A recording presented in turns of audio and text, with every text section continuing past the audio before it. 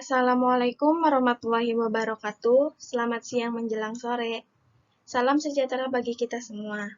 Sebelumnya, perkenalkan nama saya Ayu Oktaviani dari kelas 3L Manajemen.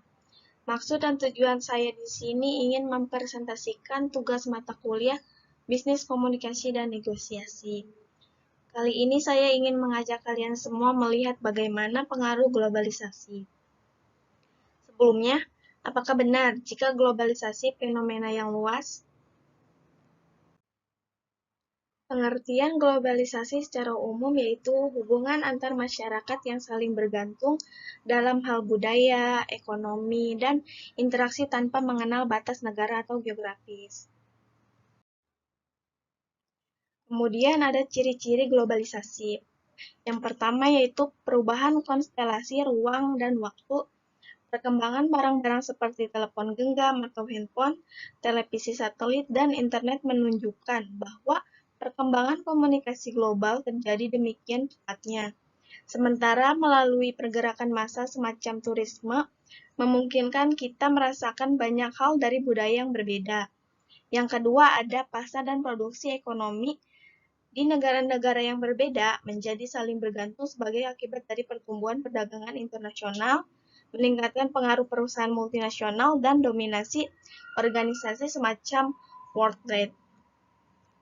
Lalu yang ketiga ada peningkatan interaksi kultural melalui perkembangan media massa seperti televisi, film, musik, transmisi berita, dan olahraga internasional.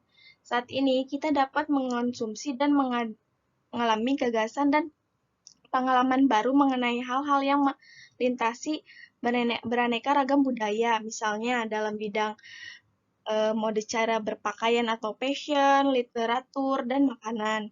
Kemudian yang keempat ada meningkatkan masalah bersama, misalnya di bidang lingkungan hidup, krisis multinasional, dan inflasi regional.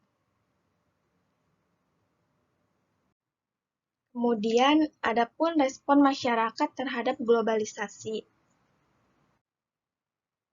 Yang pertama itu, masyarakat yang mendukung adanya globalisasi, maka akan membawa kehidupan yang lebih sejahtera dan dapat melahirkan inovasi baru untuk mencukupi kebutuhan sehari-hari. Kemudian, yang kedua, kurang menerima. Masyarakat yang kurang menerima adanya globalisasi menilai globalisasi dapat menimbulkan masalah sosial, konflik, maupun ketidakadilan sosial. Kemudian ada dampak globalisasi. Dampak globalisasi dibagi menjadi dua, ada dampak positif dan dampak negatif. Dampak positif dari globalisasi yaitu terjadinya perubahan tata nilai dan sikap, berkembangnya ilmu pengetahuan dan teknologi, tingkat kehidupan yang lebih baik.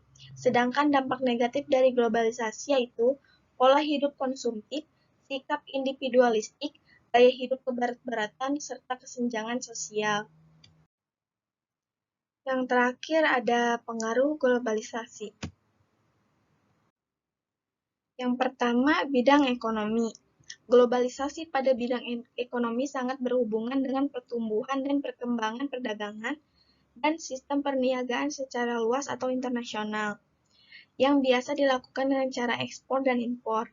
Adapun menjamurnya bangunan supermarket yang didirikan di tengah masyarakat di mana semua kebutuhan dapat dipenuhi oleh waktu singkat dengan patokan harga yang sudah disesuaikan oleh harga pasar dunia.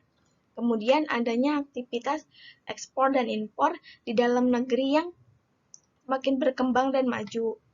Apalagi saat ini Indonesia telah mampu memproduksi produk sendiri yang sudah diekspor ke luar negeri. Hal ini adalah kebanggaan bagi dalam negeri akan bisa bersaing di kancah ekonomi dunia. Yang kedua, bidang politik.